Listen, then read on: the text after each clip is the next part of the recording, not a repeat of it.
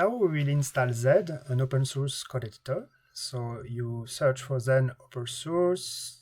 You don't take the GitHub link, you take the official link. Then you just click download now.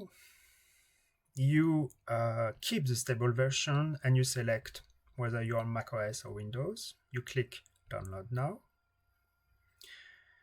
You save in your downloads folder, then you click on it to install. You check I accept the agreement, you click next, you check create a desktop icon, you click next, you click finish, and that's it. You are in Z, a very light code editor.